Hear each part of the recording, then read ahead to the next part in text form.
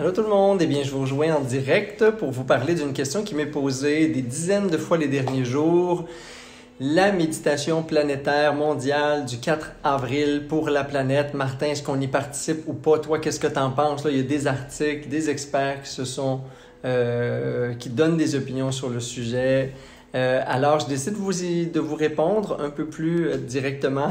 La gang, c'est moi, c'est un retour ce matin pour ceux qui viennent de faire l'autre méditation, nos rencontres matinales de 11h.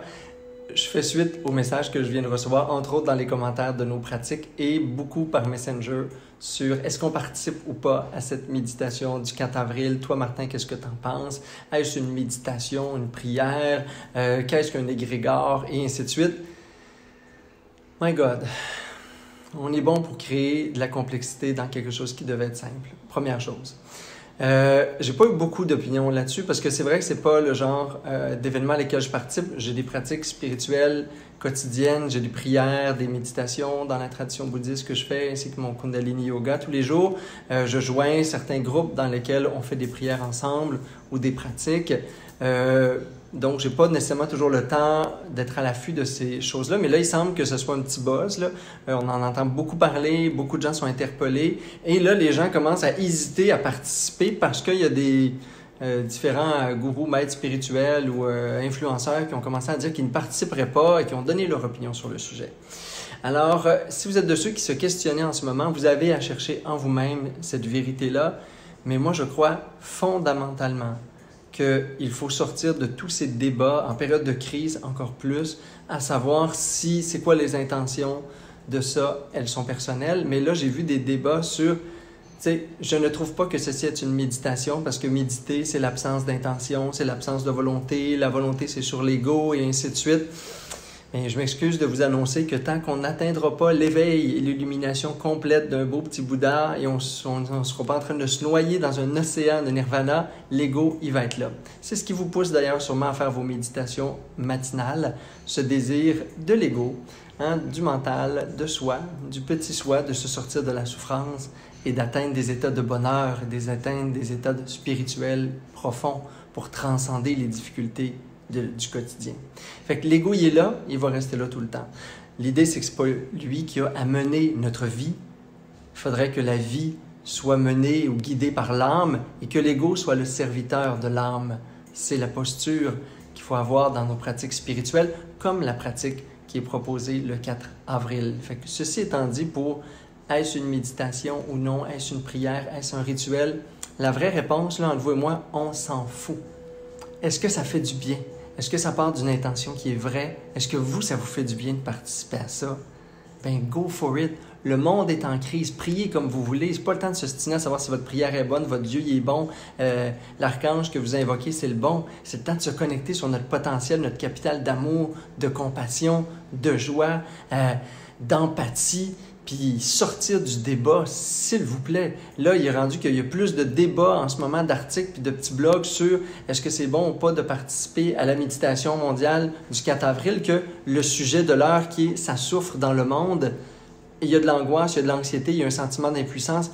Et comment ensemble, on peut être solidaire, empathique à la souffrance, ouvrir un espace de cœur et d'amour pour se sortir de ça unis et non pas divisés. Et là, j'ai l'impression que ce débat-là crée de la division sur un sujet qui est censé être un sujet rassembleur, un sujet d'amour. Fait que arrêtez de chercher la bonne solution, la bonne réponse, puis rentrez pas dans les débats. Le débat, il appartient au mental. Les éditorialistes, là, puis les influenceurs, puis ceux qui donnent leur opinion. Mon opinion en ce moment, c'est que j'en ai pas. Ça n'a pas d'importance, mon opinion. La vôtre non plus. Ça n'a pas d'importance qu'on pense de ça. L'idée, c'est que tous les jours, on est capable d'être touché par la souffrance, de rester connecté à notre conscience, d'être empathique à ce qui se vit dans le monde. Puis, on s'en fout de votre pratique spirituelle du moment, tant qu'elle vous fait du bien, tant qu'elle vous sort de votre souffrance, tant qu'elle fait de vous une personne meilleure. Ben, go for it. Allez-y. Puis laissez jamais personne discuter de c'est-tu la bonne pratique pour vous, c'est-tu la bonne pratique pour un groupe. Le 4 avril, soyez là, soyez pas là, on s'en fout. Chaque jour, vous êtes en méditation sur l'amour, c'est quand vous écoutez les nouvelles, vous êtes porté par l'amour. Si à chaque fois que vous rencontrez ou vous jasez plutôt avec une personne sur les réseaux sociaux, vous le faites avec amour et empathie, puis vous êtes dans une posture d'écoute plus qu'une posture d'ego, ben vous êtes en méditation. Si vous êtes capable de faire face aux changements perpétuels, aux obstacles qui sont là de la vie, en restant le témoin neutre et bienveillant de ce qui se vit en vous, puis de ce qui se vit chez les autres, vous êtes en méditation. Le jour où vous cessez de vous agiter intérieurement puis de résister, vous êtes en méditation. Fait que sortez du débat, sortez de l'agitation autour de cette journée-là du 4 avril, regardez ce qui est vrai à l'intérieur de vous, les théories sur l'égrégore, les groupes, la conscience, la psyché humaine, et ainsi de suite. Êtes-vous protégé ou pas de faire des pratiques de groupe? Please! Bouddha a pratiqué en groupe toute sa vie. Bouddha a pratiqué avec des tueurs, des meurtriers, des voleurs. J'ai travaillé comme travailleur de rue. J'ai été avec les jeunes délinquants. Il n'y a rien ni personne autour de vous. J'ai travaillé avec les jeunes criminels.